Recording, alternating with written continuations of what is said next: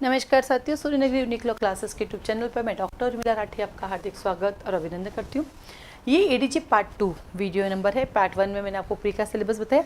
आइए हम बात करते हैं पार्ट 2 के अंदर मेन का सिलेबस। ठीक है, मेन में 4 पेपर होते हैं। सिविल 1 पहला आता है आपके पास, सिविल 1। सिविल 1 के अंदर आपको क्या क्या सब्जेक्ट देखने को मिलेंगे, तो आइए देखते हैं सिविल 1 में सब्जेक्ट क्या क्या है। CPC आएगा, TP, BSA oblique Indian evidence act, arbitration,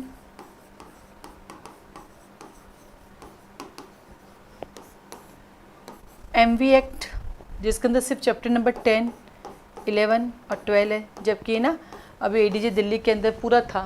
4 question थे, 4 में से एक भी नहीं आता था मुझे, क्योंकि अपन तो 3 चैप्टर ही पढ़ते हैं और उसमें से एक अटेंड किया, वो भी नेगेटिव हो गया। मुझे लगा ये कॉमन सेंस था कि माता पिता अगर 16 साल का है, माइनर है, अगर बच्चा गाड़ी चलाता है तो माता पिता क्या डिफेंस ले सकते हैं। तो अब अपने तो पढ़ाई जरूरत नहीं पड़ी, लेकिन अब अगले दिल्ली का एग्ज़ाम देने के पर्पज़ के लिए पूरा मोटर व्हीकल एक्ट पढ़ना पड़ेगा। देन आता है आपके पास CPC हो गया, हैबिटेशन, मोटर व्हीकल एक्ट। यहाँ पे 3 ही चैप्टर जिसमें से एक रिपील हो गया। फिर आता है आपके पास Rajasthan rent control act, SRA, limitation. फिर आता है आपके पास राजस्थान लैंड रेवेन्यू एक्ट, जिसके अंदर कुछ चैप्टर्स हैं, चैप्टर नंबर 1, 5 और 6, पूरा नहीं पढ़ना है। और फिर आता है राजस्थान टेनेंसी एक्ट, इसके अंदर चैप्टर 1 है, 2 है, 4 है, 8 है और 15 है। पिछली बार भी एक क्वेश्चन आउट ऑफ सिलेबस, अगर मेन एग्जाम है 6 नंबर का एक आउट ऑफ सिलेबस था, बट कुछ भी कंसिडर नहीं हुआ। तो सिविल पेपर 1 में इतना है, जिसको आपको डिटेल में पढ़ता है, main exam point of view से पढ़ना है। इसको पूरा अच्छे से याद करना है, लिखना है, क्वेश्चन आंसर फॉर्म में याद करना है, इसकी डिटेल समझनी है विद केस लॉ। तो सूर्यनगरी यूनिक लॉ क्लासेस के फाउंडेशन पे स्टार्ट हो रहे हैं। एडीजे राजस्थान और एडीजे इंडिया के सारे स्टेट के लिए, सारे स्टेट के सारे लोकल एक्ट पढ़ाती हूँ मैं। ठीक है, पहले IPR नहीं पढ़ाती थी, अब मैंने IPR भी पढ़ाना स्टार्ट कर दिया है। ठीक है, तो जिसके अंदर प्री प्लस मेन का रहता है। टाइमिंग बिल्कुल आपके लिए सूटेबल टाइमिंग है हमारे पास एडीजे के लिए, सुबह 7:30 से लेके 9 बजे तक। ऐसे तो हमारी क्लास 9:30 तक है, बट दूसरा सब्जेक्ट शुरू जाता है, तो 7:30 से 9, 1.5 घंटे में हम 40 मिनट के 2 सब्जेक्ट पढ़ते हैं। हमारे मानना है कि एक बार में हमारा माइंड 45 मिनट ही चलता है, तो इसलिए मैं 40 मिनट ही पढ़ाती हूँ, फिर 5 मिनट डिस्कशन कर लेते हैं। और इवनिंग के अंदर हमारे पास दूसरा बैच है 6 से 8, जो कई लोगों को सूट नहीं होता है। और तीसरा बैच है इवनिंग में 8:30 से लेके 10 बजे तक, ये भी आपका सूट करता है, आप इसमें भी बैठ सकते हैं।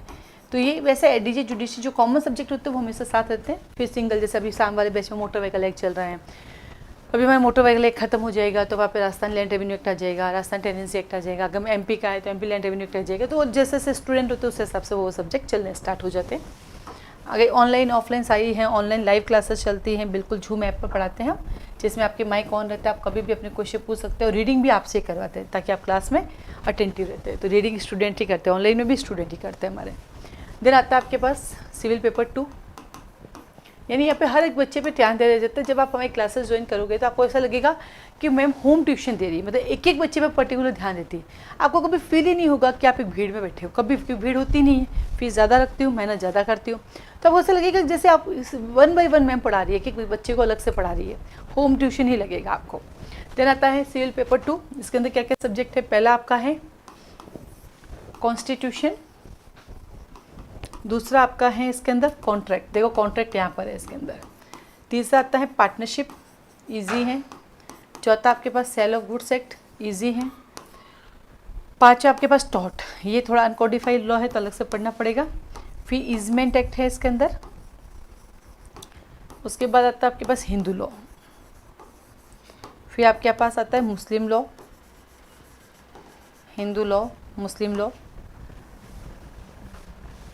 जब हिंदू लॉ जहाँ आता है मुस्लिम लॉ तो आता ही आता है, फिक्स है। हिंदू लॉ आ गया आपके पास, मुस्लिम लॉ आ गया आपके पास। उसके बाद आता है रजिस्ट्रेशन एक्ट भी है हमारे कोर्स से, पिछली बार 2 क्वेश्चन आए थे रजिस्ट्रेशन से मेन एग्जाम में। फिर आता है स्टैम्प एक्ट भी है। और देन आता है जनरल रूल्स। जनरल रूल्स अभी से पढ़ना स्टार्ट कर दीजिए, भले एक क्वेश्चन भी आएगा, मेड वही बनाता है। सेकंड पेपर पिछली बार थोड़ा सा टफ आया लोगों के लिए, मेरे लिए तो बहुत ईजी था क्योंकि मैं पूरा पढ़ाती हूँ, मैं अपनी क्लास में कुछ चीज़ें छुड़ाती नहीं हूँ।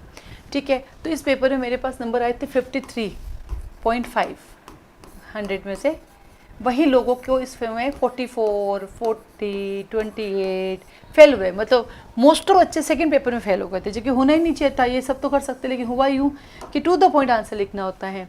और जो भी क्वेश्चन थे, जैसे 2021 का एडीजे एग्जाम था राजस्थान का, वो पूरा प्रॉब्लम बेस्ड क्वेश्चन थे, घुमा घुमा के थे। इस बार जो क्वेश्चन आया था पेपर पूरा डायरेक्ट बेस्ड था। इवन पूछ रहे हैं आर्टिकल 366 ये डेफिनेशन, खुद section based question main exam में पूछ रहे थे। तो ये बड़ा अच्छा हुआ था, मेरे तो बड़ा मज़ा आया था पेपर करने में। देन आता है तीसरा पेपर, पेपर नंबर जो 3 है हमारा, वो है क्रिमिनल। उस क्रिमिनल पेपर में क्या क्या सब्जेक्ट हैं आपके पास? सबसे पहला BNSS BSA equal to IPC CRPC और इंडियन एविडेंस एक्ट, ये तो फिक्स है। आगे चलते हैं। फिर आता है NDPS, आप कर सकते हो अच्छे से, NDPS है। फिर आता है आपके पास JJ एक्ट। देन आता है आपके पास NI एक्ट, एक ही चैप्टर 17, जबकि अभी दिल्ली एडीजी के अंदर पूरा था, यहाँ पे एक ही नहीं, वहाँ भी चैप्टर 17 था। RGS के अंदर पूरा NI एक्ट आ गया, इसमें भी आ सकता है। MP में भी पूरा NI एक्ट आता है, इसमें भी आ सकता है, कोई मना नहीं है। इस बार क्या पता सिलेबस चेंज कर दे ये लोग। फिर आता है इलेक्ट्रिसिटी एक्ट, ये इलेक्ट्रिसिटी एक्ट अगर आप जाते हो झारखंड देने तो पूरा आता है वहाँ पे। फिर आता है आपके पास PC करप्शन एक्ट। फिर आता है आपके पास PWDV डोमेस्टिक वायलेंस एक्ट। फिर आता है पोक्सो, और देन आता है मेडिकल जूरिस्प्रूडेंस। एक ही इसमें अनोखा, बाकी तो सब आपको आता है मेडिकल जूरिस्प्रूडेंस। तो इतने सब्जेक्ट हैं। स्कोरिंग है, बहुत अच्छे नंबर ला सकते हो। मेरे बहुत अच्छे नंबर आए, 100 में से 58 है, शानदार नंबर थे। ये इससे ज़्यादा क्या ही आएगा, नहीं ऐसा भी नहीं है, 60 आ सकते थे, बट 58 आए, तो शानदार पेपर हुआ था, मज़ा आ गया इस पेपर को करने में। ऐसा कोई क्वेश्चन नहीं था जो ये लगे कहाँ से आया, ना, सब आता था। ठीक है।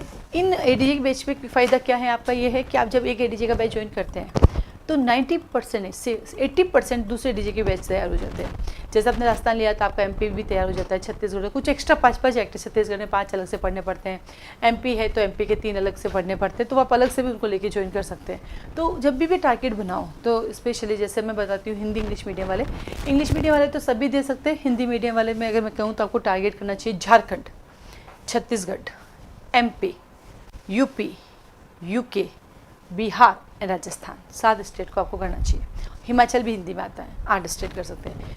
इंग्लिश वाले आप भी कर सकते हैं, लेकिन चूंकि ऐसा गड़बड़ है कि बिहार में जो ज़्यादा जजमेंट मांगते हैं, और तो हरियाणा में तो कुछ स्टेट छूट जाते हैं हमारे, तो जजमेंट ज़्यादा होते हैं। तो हमारे पास 4 ऐसे स्टेट हैं जिसमें जजमेंट नहीं मांगते हैं। पहला हिमाचल, दूसरा झारखंड, तीसरा छत्तीसगढ़, और चौथा दिल्ली प्री में नहीं मांगते। दिल्ली मेन देना होगा ना तब मांगेंगे, प्री में नहीं मांगते वहाँ पे। तो प्री तो आप ऐसे डायरेक्ट दे सकते हैं, तो प्री तो दो कम से कम। ठीक है। अब चलते हैं हम पेपर नंबर 4 की तरफ। पेपर नंबर 4 में क्या आता है, जैसे कि मैं लास्ट क्लास में बताया था, पेपर 4 नाम का लैंग्वेज पेपर है। एक्चुअली उसके अंदर हमारे क्या 60% तो हमारा क्या आता है, लॉ आता है। तो जैसे आता है इसके अंदर पहला क्वेश्चन आता है, इंग्लिश से हिंदी करो, 8 नंबर का। दूसरा आता है हिंदी से इंग्लिश करो, 8 नंबर का। फिर आता है हिंदी प्रेसिव राइटिंग, 8 नंबर की। फिर आती है इंग्लिश प्रेसिव राइटिंग, 8 नंबर की। फिर आता है हिंदी ऐसे, हाँ इसमें ऐसे सिर्फ हिंदी में आता है, इंग्लिश में नहीं आता है। हिंदी ऐसे आता है, सिर्फ हिंदी में ऐसे आता है, 8 नंबर का। फिर उसके बाद आता है क्रिमिनल जजमेंट। फिर आता है सिविल जजमेंट, 20 नंबर का, 20 नंबर का। फिर आता है आपके पास सुप्रीम कोर्ट के लीडिंग जजमेंट और हाई कोर्ट के लीडिंग जजमेंट, 8 नंबर का, 8 नंबर का। 1 2 3 4 5 6 7 8 9 क्वेश्चन आते हैं। अब एक बात बताओ, 3 घंटे में इतना बड़ा पेपर कैसे कर सकते हैं? जो पहला आता है इंग्लिश का हिंदी, 2-2 नंबर के 4 क्वेश्चन, तो 4 क्वेश्चन, हिंदी के भी 4, 8 क्वेश्चन।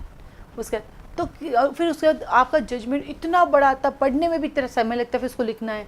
तो कैसे ये लोग जज कर पाते हैं कि एक बंदा 3 घंटे में इतना बड़ा पेपर लिख पाएगा?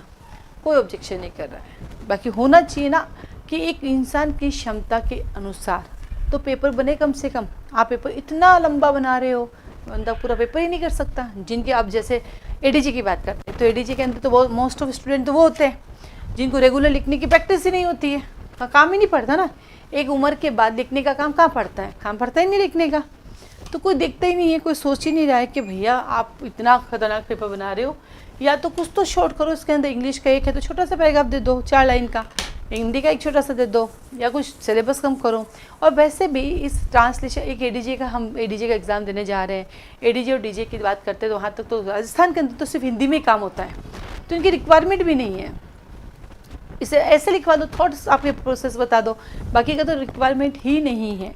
आप जजमेंट राइटिंग ले लो, 4 पेपर पूरा, आप जाओ क्या बोलते हैं छत्तीसगढ़ के अंदर जाओ, वहाँ पे 2 ही चीज़ आती है। सेकंड पेपर में सिर्फ 2 जजमेंट 2 ट्रांसलेशन, बस खत्म।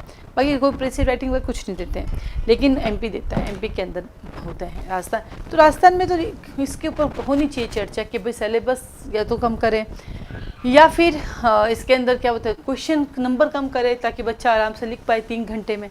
आप आके देखो, जब 3 घंटे का पेपर देख के हम रुकते हैं ना, उसके बाद यहाँ पूरा हाथ जाम, सर जाम, बाहर तो देख लगता कहाँ क्या कर रहे हैं, क्योंकि 3 घंटे लगातार लिखना, वो भी सालों बाद, बहुत मुश्किल हो जाता है। ठीक है, तो सूर्यनगरी यूनिक्लो क्लासेस 1 अगस्त से नया बैच स्टार्ट कर रही हैं। अगर मान लीजिए आपको 10 अगस्त से ज्वाइन करना है तो 1 से 10 अगस्त तक की क्लासेस रिकॉर्डिंग मिलेगी।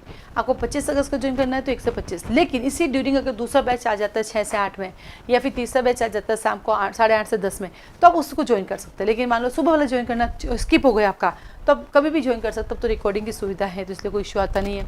और इसमें हमने एक अच्छा कर रखा है, जैसे मान लीजिए एग्जाम्पल के लिए 1 अगस्त को हमारा बैच स्टार्ट हुआ, आपको 25 को ज्वाइन करना है, तो 1 से 25 की रिकॉर्डिंग आपको मिलेगी, साथ में 26 से आपकी क्लास कंटिन्यू जाएगी।